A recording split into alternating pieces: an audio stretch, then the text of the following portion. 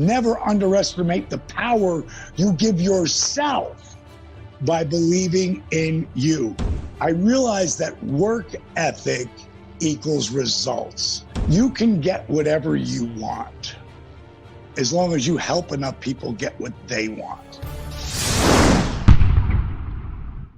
Hey guys, welcome. The Bo Show is back by popular demand, and we are so excited. We're launching the brand new Mastermind series, and we're going to be interviewing some of the most incredible, inspirational, and motivational people on the planet. And today I have someone who I hold very close to my heart, because not only have they changed my life, they have changed the lives of dozens of people I've known, and then dozens of other people I've met online, and literally I've built a community of people who this man has literally transformed them. So today, my guest is the phenomenal WWE Hall of Famer, DDPY founder, Diamond Dallas Page. How are you, Dallas?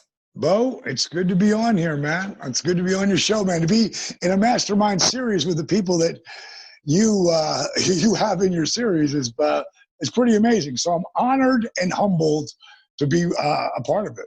What I love to do is use the power we have to spread good, to inspire people to change their lives. And you are someone who I believe has done phenomenal and is known by millions around the world.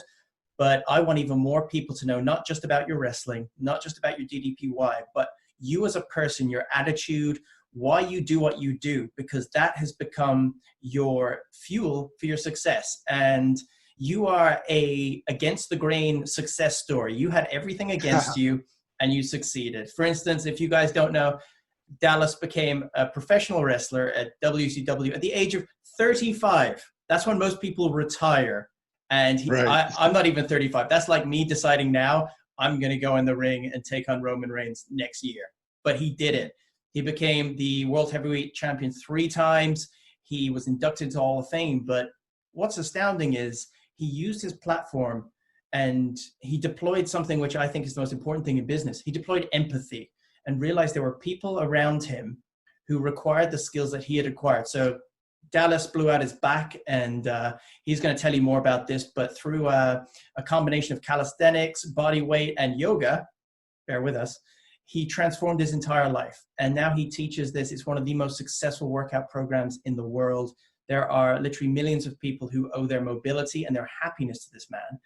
And what we do on here is, because this is YouTube, we're going to be talking about how one of Dallas's videos was one of the first ever viral videos that launched his company, the thinking behind it, how it changed, the mistakes they made, but also what they did right. But most importantly, we're going to hear about someone whose most important thing is to never give up. And that's why we're so blessed to have you here, Dallas. So thank you for being here. Oh, it's my pleasure, buddy. So my first question, which I will dive into, is why do you do what you do? You know, I love to watch inspirational videos, and I've been listening to inspirational speakers since I was a kid. And I can remember Zig Ziglar. And he didn't say it like this, but I always take what someone says and I make it my own. I don't care what it is. I'm going to make it, my own way that I think it sounds like. And what I took away from that was, you can get whatever you want as long as you help enough people get what they want. And I heard him say that, or a version of that, at 22 years old. And it just became a part of my mantra.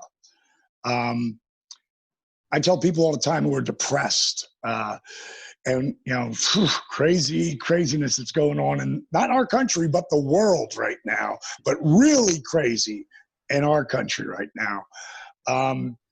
If you want to try to help deal with a depression, help somebody, help anybody. I don't care what it is, because that action of helping someone else makes them feel so good that they're going to give that feeling back to you, and you feel much better about yourself.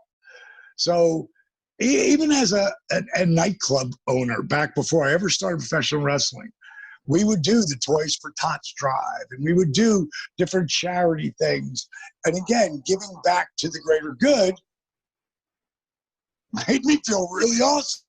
I shared a lot of my journey, which it never should have happened. You know, Jim Ross called me the greatest overachiever ever. You know, I was the long shot of all time. When you start wrestling at 35, now here's what you have to understand about wrestling. I don't want to spoil this for anybody, but wrestling is predetermined. In other words, the writers who write the storylines write who's going to win and not, who's not going to win. Well, at 35, going from a manager to a wrestler, no one believed in me. Michael P.S. Hayes, who I was managing at the time, when I told him I was going to start going to train to wrestle, because they wouldn't let me manage anymore, mainly because I was too over the top with the hair and the rap and the bling and the diamond dolls. And I was taking too much attention away from the wrestler. But if I was wrestling, that would be a good thing. So I thought I had 7 months left on my contract. I'm going to go down here and I'm going to learn how to wrestle. Michael P.S. Hayes fell down on his back laughing. I mean, like, buckled him. Like, it was such a ridiculous statement to him. And looking back, I guess he had a point. Imagine trying out for the Lakers or the Dallas Cowboys or the Yankees at 35 and a half. Not a chance. But in professional wrestling, it's different. And being a character, I'd already had some groundwork at that. But they were just going to use me as a buffer to get other wrestlers over. And something I learned very early on as a kid, when I was 12 years old, I got hit by a car. I walked out in front of it. It was my fault. My knee hit my right knee. My face bounced off the hood, and I flew 42 feet from the point of impact. At 12 years old, I was like, I wouldn't say a prodigy, but I was incredible at football, Pee Wee football, Pop Warner football, and hockey. And that took it all away. They wouldn't let me play because they were combat sports. And they let me play basketball, which I sucked at. And the bottom line is I didn't make the team in 7th grade because I hated it. I was playing football. I didn't need basketball. 8th grade, I made the team, but I sat on the bench, and I never sat on the bench. That summer, I swore that would never happen to me again, and swore I really learned about work ethic. And I went to the park that summer every single day. I played from 5 to 7, 8 hours a day, every day. And my freshman year, I started. We went undefeated. By my sophomore year, I was starting varsity. I realized that work ethic equals results. And that's what people didn't know about me when I decided to become a wrestler at 35. I was going to outwork everyone. I was going to be the first to come, the last to leave. And it was going to take time, but I was going to make one believer at a time. And it took me till I was 40, but the second half of 40 years old, boom, my career took off like a rocket. By the time, that was 96. 97 and 98, I'd headlined 12 or 13 either main event pay-per-views or semi-main event pay-per-views from obscurity. And people couldn't understand, because you have to go back to understanding that someone decides whether you win or lose. And in the beginning, I couldn't make anybody believe it. But I developed what we call the end of a match is your finish move. Like Jake the Snake Roberts had the greatest finishing maneuver of the 80s. It was the DDT. Jake was phenomenal on the mic, in the ring, and had a finish. I was phenomenal on the mic when given the opportunity. My ring work was getting better, but when it came to my finish, I developed a finish that Randy Orton uses today, the RKO. Before it was the RKO, it was the Diamond Cutter. And it exploded buildings, meaning like when I would hit that finish out of nowhere, it blew people, it like exploded them out of their seats. And what I did was I created a sign, which was the Diamond Cutter sign. So even though when they let me beat people, they were nobodies. And this applies to everything. No matter who you work with, no matter who you're around, if you make them look better, if you make them look the best they've ever been, that makes you look incredible.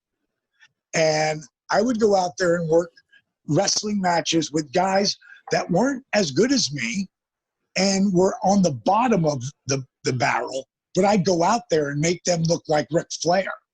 I would give him some kind of spot in a match and, oh my God, he's going to beat him. He's going to beat him because I'm a bad guy at the time. And everybody wants to see the bad guy lose. And so I would finally like slip on a banana peel and then boom, boom, boom, boom, boom. And then the crowd would be up and then he'd go to do something to me and I'd turn in a diamond cutter. And whoa, in the beginning it shut people down, but then they started to pop, pop, pop to where, yeah, there's a YouTube up called Diamond Cutters on Everyone. You can see how the diamond cutter explodes with people as you move through it.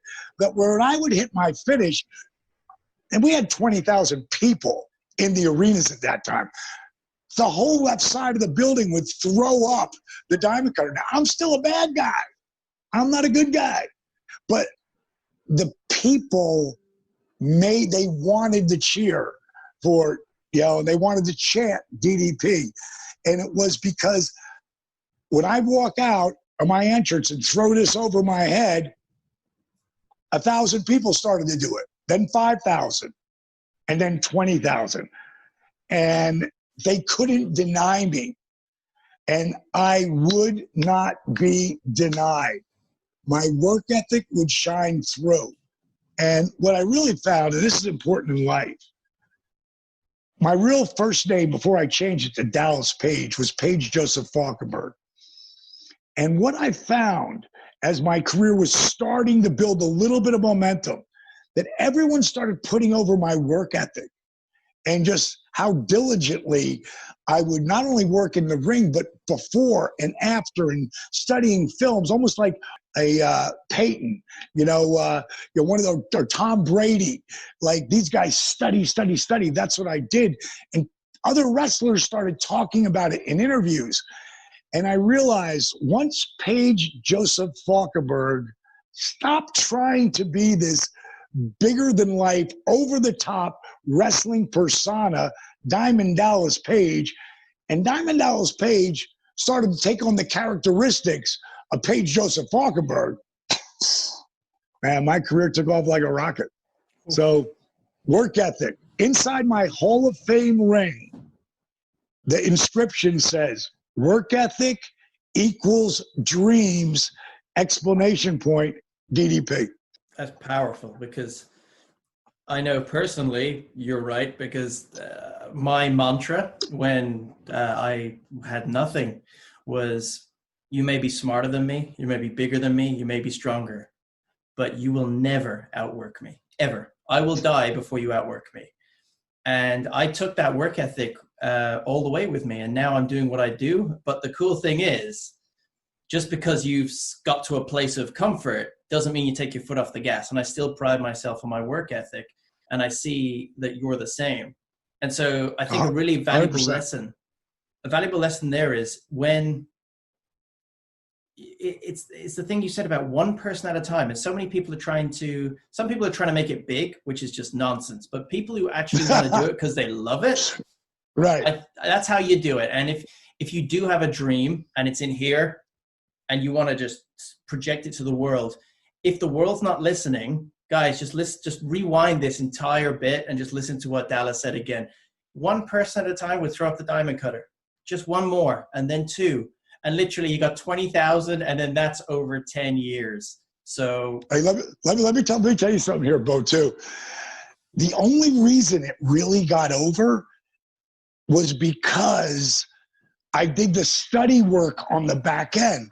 Like I would throw it up and then I'd bring it right down. And I was looking, I didn't see anybody do it.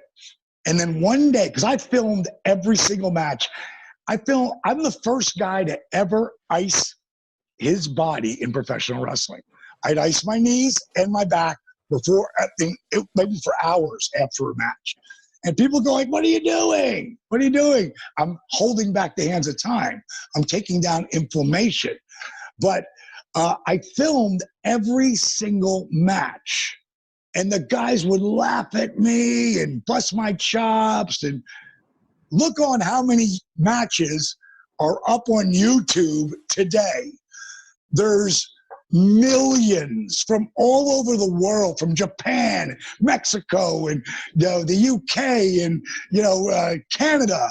I mean, Australia. Guys who are wrestling, their videos are everywhere. I was filming every match back then, and one day, after I'd been sitting there and watching, the crowd, and when I did this, I saw people starting to do this in their seats, but I'd already brought it down. And I went, I didn't leave it there long enough. So when I finally got to, I would throw it up over my head high, and I literally would count to myself, 3, 2, 1, bang. That gave time for people to not just throw it up, but to stand up with me. So it's so important to understand you never know who's watching. Like, you never know who's listening and watching what you're doing. I often tell people it's not about who you know or who knows you. It's about who's willing to say they know you. Who's willing to pick up the phone and say, listen, bro, you got to use Bo, because he's got this thing he's doing. He's going to make it up on Netflix. And I'm telling you, you want to do this interview with him because he's got great heart. He's super into what he's doing. He loves what he's doing. And he's going to get out the best in you. Like, that's what it takes. Who's willing to put their name on the line for you? And what would happen for me in wrestling is it started with Jake the Snake Roberts. And I could do a 2-hour podcast just on me and Jake, maybe 5-hour podcast. But he was the first one, the guy that I looked up to the most as a wrestler, who could talk, who could work, who just had all of it. And when he told me in 1993 that I was going to be one of the biggest names in the business, it was the beginning of me starting to believe it.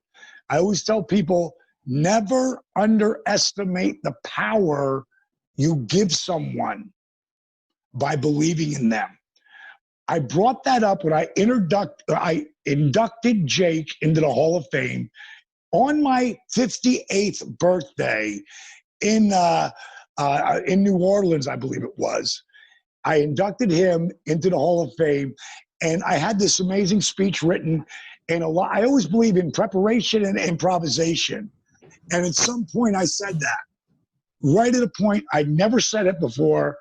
I said, never underestimate the power you give someone by believing in them. More importantly, never underestimate the power you give yourself by believing in you. Because there's only one person I had to believe in you, Bo. That was you. And you proved yourself right. I think it's fate, because Evan Carmichael, who's on this channel, he has something called his one word. And it's basically a word that basically encapsulates everything in their life. And it's their North Star. And Evan's word, in which he's garnered millions of followers out of and changed their lives, is the word believe. He believes that you should 100%. believe in yourself. I don't know which way to go, because there's so much gold here. I'm so excited speaking to you, because I'm so happy. I'm hoping this will be one of those things that we put online, and there's just so much gold that you're going to have to keep going back and come forward. But I'm going to take the time to dig this gold right now. And two things you just touched on were for instance, when you were cultivating the diamond cutter and you were putting it down too early, because you did the extra work and you did the kind of your due diligence. 99.99% of people would have done it and then said, well, my strategy for whatever I'm doing isn't working, so I'm going to change. But you took a different path, being like, wait, let's just dive a little deeper. And it can sometimes be painful when you're looking and going, okay, why am I failing? And I think a lot of people have fear of failure. I'm addicted to looking at where I'm messing up, because I'm like, oh my God, I'm going to find something great. So a really valuable lesson, guys, here, which Dallas has just shown, is you might still be doing the right thing. You just might need that 1% adjustment. Tony Robbins has a great line about if you set two ships off from Ireland on the same path, but 1 degree difference, one's going to end up in South America and the other's going to end up in Canada. There's 1 degree difference. Right. Isn't that incredible? And so you took that change and changed your finisher, the diamond cutter, by 1%, and it changed your life. But another thing that's I'd love for people to know about is, I understand you've got incredible work ethic and you work harder than anyone and you're going to go and get it.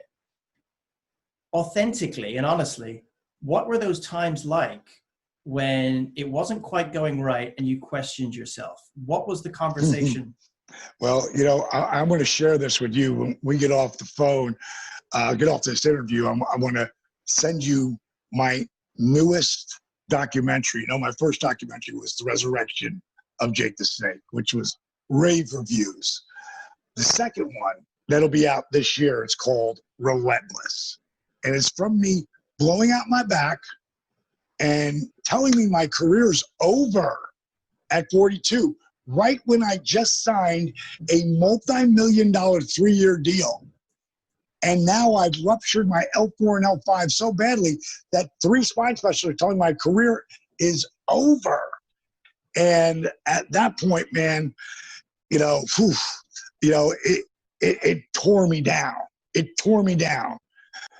I'll tell you the first time, which was the wrestling time.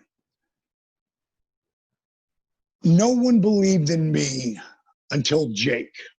And then after that, the guy who made me, without Dusty Rhodes, there is no Diamond Dallas Page. I got Dusty to believe in me. And then I got Hulk Hogan to believe in me. None of this that I brought to them and asked them. They came to me and said this. And when Hulk said it to me, it was in 1994. And I got to be honest, man, there was times where I was thinking, this isn't working. You know, I got to get my release. I got to go to the WWF at the time, now WWE. There's no one who, you know, is making anything happen here. No one's believing in me to give me the opportunity. And Hulk, I was on a tour with him in Germany. I'm the first match. I'm the curtain jerker. I'm at the bottom of the card. And when I walked through the curtain after day 5, we got 20 days on the road. We're going to wrestle 17 of them. We went 5 days in a row. I come through the curtain. Hulk grabs me, pulls me over. He says to me, "How are you doing it?"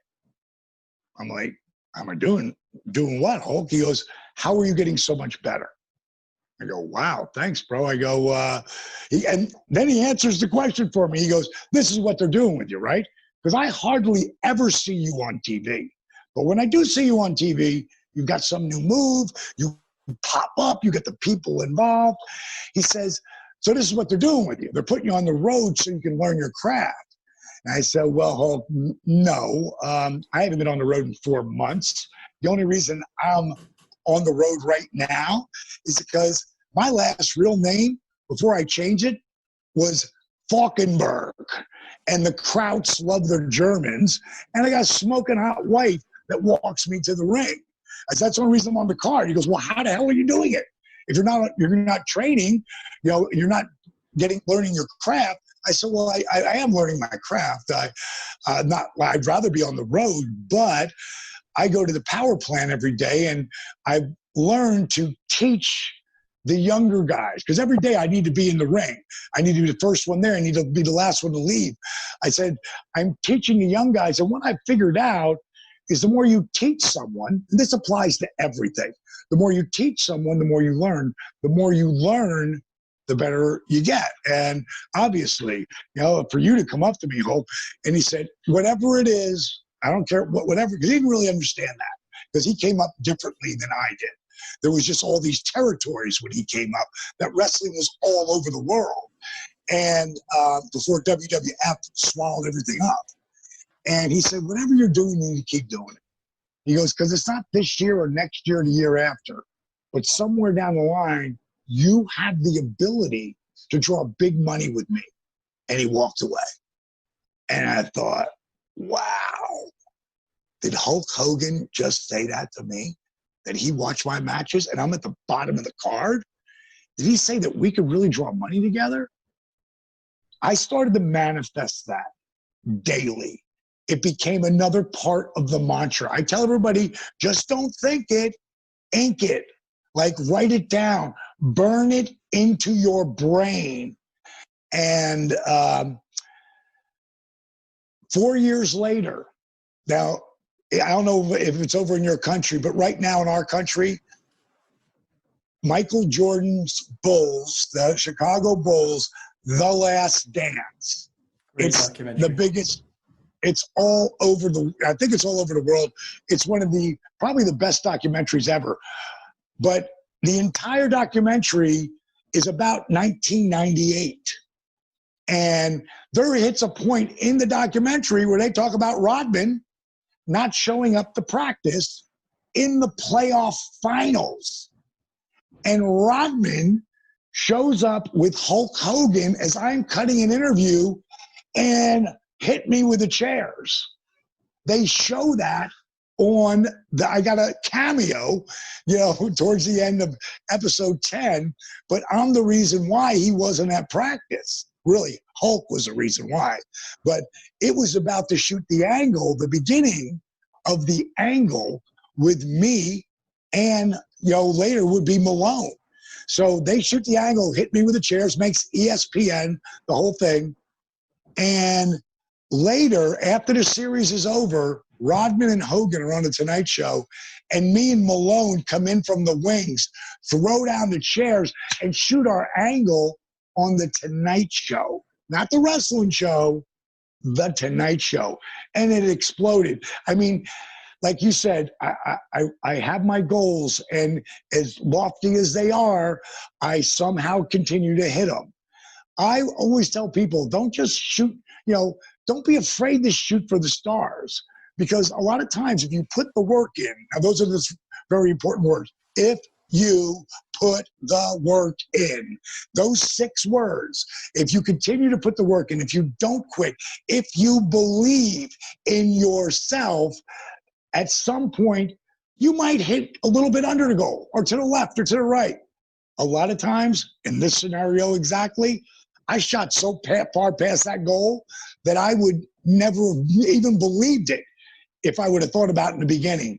But Hulk said we could draw huge money together. That tag team match, and Hulk and I drew a lot of money together, but that first tag team match, we were the second highest grossing pay-per-view in the history of WCW, and one of the top 10 biggest drawing cards of all time in all of wrestling. And again, I go back to manifesting that dream to make it a reality, but putting the work in and never stop believing. That's the biggest thing. So, but over that period, I second-guessed myself, like with DDP Yoga. And a lot of people have been really kind of blown away the second act that I've been able to have. But the second act with my whole DDPY program is because we've put together such an amazing team. I didn't do any of this by myself. A lot of stuff I have done to inspire people and that work with them, and that's the part I do.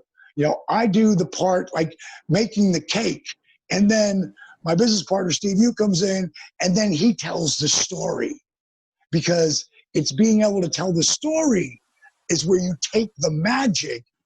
And a great example, we were talking about Arthur Borman earlier, who's the guy who really put what I was doing on the map. And Steve put all the, the bells and whistles in there that made you connect to that video, that made you care, that made you want to share it with someone else. And that's the magic. And when it started to go viral, and I didn't even know what viral meant in 2012, be honest. Steve calls me up and he said, I just text you something, read it.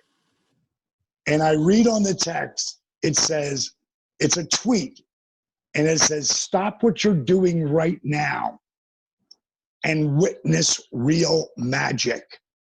It was from David Copperfield. That's when I'm getting on a plane and flying to Nashville from LA. I get to Nashville, Steve sends me another tweet. And this one says, "You want to be inspired? This is one of the most inspiring videos I've ever seen. Starts out slow, well worth the wait. Tony Robbins." I was like, wow. You know, I always tell people that I am the new Jack LaLanne meets Tony Robbins meets straight Richard Simmons. See, I know a little more about the Arthur Borman story video, and I think this is going to be so important to share with everyone, that the reason the Arthur Borman video is so successful is it's a case of authentic marketing. So you were talking about the message, and correct me if I'm wrong, but wasn't there a video before that had a lot more DDP yoga, or I think it's YRG at the time, logo? Yes. So by you taking that out and focusing on the story, you actually created empathy, compassion, and connectivity with an audience you didn't even know you had, and that exploded. Is that correct? Yeah, and it was Steve. It was Steve who he redid the video, and he sent it to me, and I was like, wow, this is powerful. I call him up. I go, bro, because by the time we changed the company from YRG to DDP Yoga, I said, you didn't put DDP Yoga in there. He goes, yeah. He goes, but, you know, I read this book, and he only actually read the first 4 or 5 chapters, and it was how to get a video to go viral. And number one thing, it cannot be an ad. You know, it cannot be an ad. Now, if it's a funny ad, that's different, you know, but people will, you know, they won't share it if they feel it's an ad. And he goes, so do you want to do a commercial, or do you want to inspire people? I said, well, let's inspire people. And I hung up the phone, and I watched it a couple of more times. I call him back. I go, bro, you called me a yogi in this. I don't want to be, I'm the anti-yogi, you know? And he's like, hey, yeah, how many yoga studios are going to put this up on their wall? You still do a form of yoga. It's a form of yoga for people who wouldn't be caught dead doing yoga, but it's still like you use a lot of yoga stuff. So do you want to have that in there? Or, you know, I said, okay.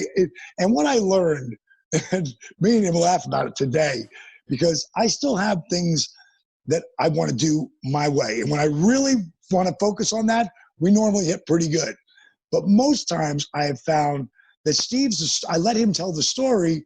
So if it gets to me not saying exactly the way we need it, because it's got to be short little clips, I'll just let him direct me, because we both speak from the heart. You know, we say what we really feel. Now I say it so people will understand it. And every time it's magic. And, you know, we've been so blessed. You know, we were on Shark Tank years ago, and 5 years ago, 6 years ago. And Mr. Wonderful, back then there was no really online workouts. We were getting ready. We had already started to do the back end work for our app. And there was really none of that back then.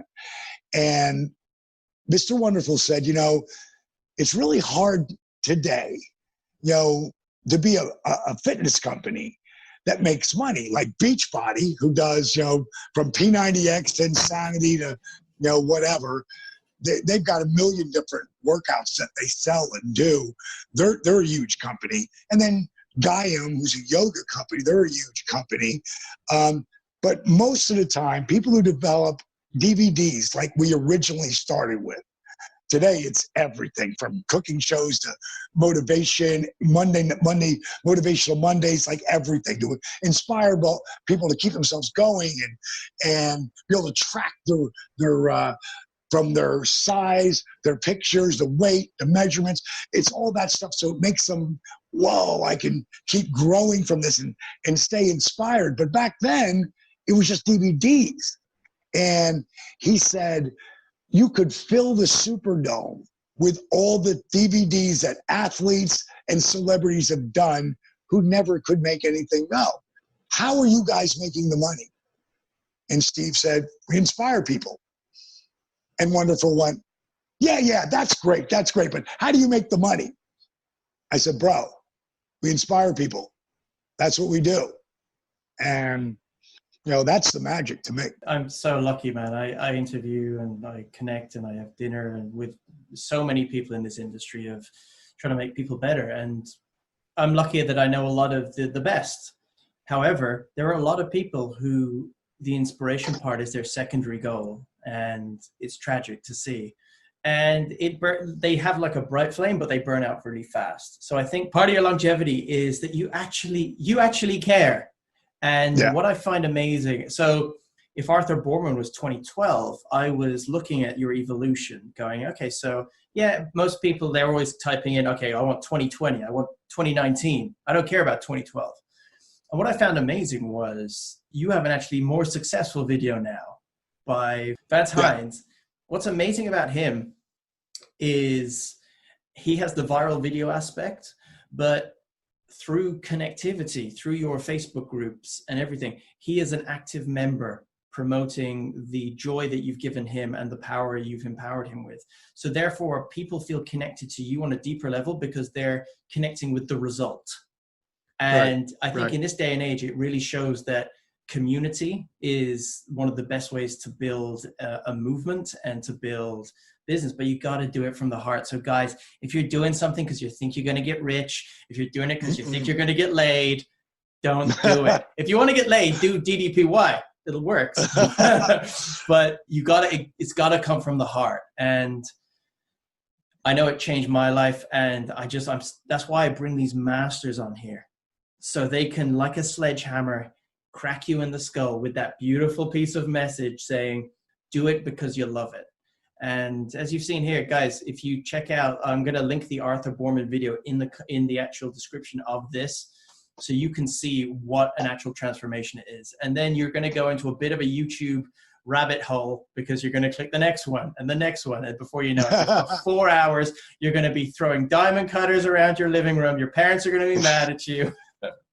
It's funny because I always tell people, find something you love to do and then figure out a way to make money in it.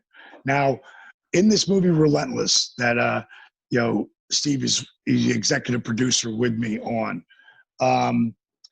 in this movie, this documentary, like we get into like the downs, like, cause it wasn't all ups. Like it was only ups at little peaks, and then it would go back down where you got to believe in yourself.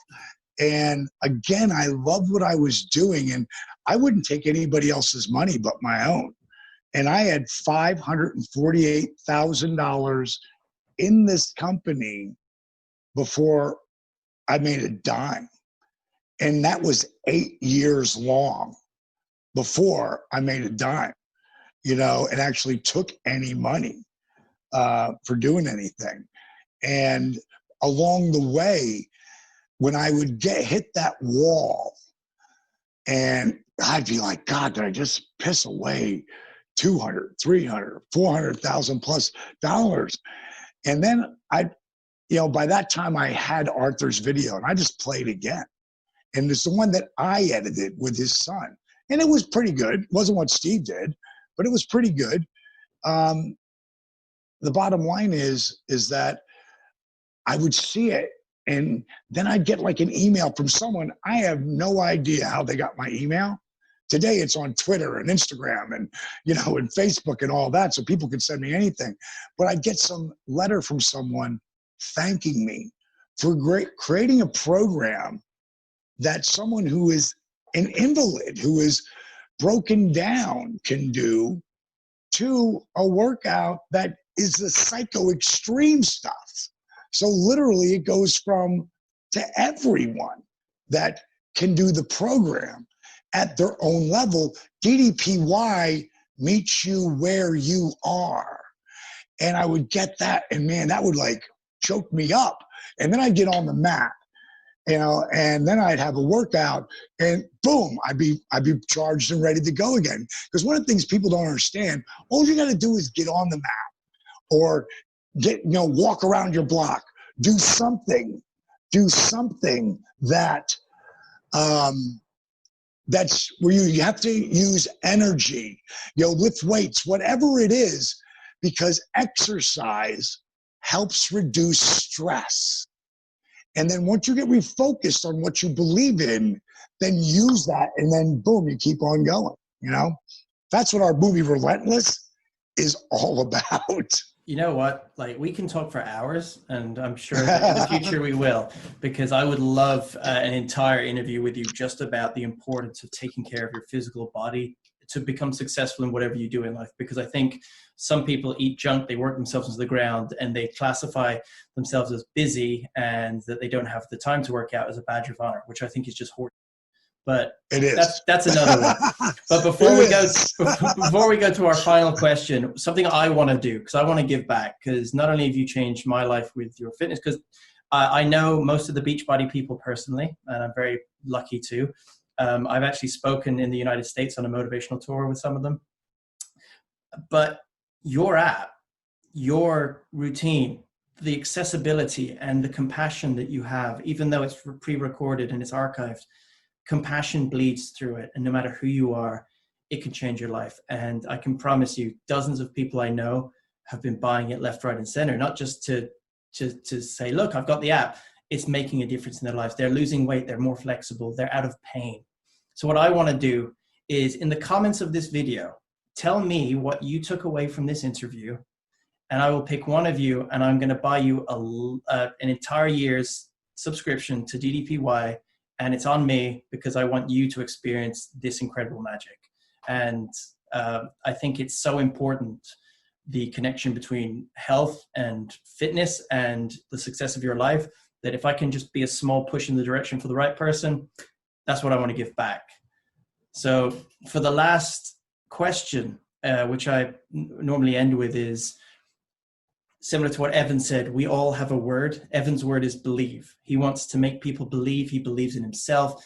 The belief mindset is what creates miracles. For me, my one word is incredible. I want an incredible life surrounded by incredible people. I do incredible things, and I do not accept anything less than incredible. Do you have a word? It might be the thing on your shirt right now. Do you have a word that you would say encapsulates your being, that would be your North Star? Relentless. Like, you can't, relentless says it all. Never give up. Believe it encompasses from never giving up to believe in yourself to put the work in. Relentless says so many things to me. To come up with that title for it, Steve and I went back and forth. Like, what is the most powerful thing that we can say that will give what this documentary is all about? And it was relentless. And I think that when you are relentless, you understand that to do it, you can't give up. Because you're relentless, you know that you got to put the work in. I just got to keep you. I got to stay positive. I've got to be unstoppable. To me, they're all connected together. And one of the things you said earlier, you said about the community that we've built. One of the things we have that is completely organic. And it was a buddy of mine who started it. I became a buddy of mine because he did my program. And his name is, we call him the Boston bad boy, Chris. And Chris Gabriano. He had started originally. And then at some point, he went off to do something else, and he gave it to a couple of other guys. And one is a guy who became an instructor in Canada. And it's DDP Yoga, one word. It's on Facebook. It's for members. There's like 47,000 people on it that are the most active group of people that I've ever seen, all helping each other. Like, there is a no judge. Like, once in a while, because it's the internet, someone will come in there and, have to spout some negative stuff. And eventually it'll get to me. And if it does, I go right to them. And I'm like, dude, what are you doing? Like, that's not what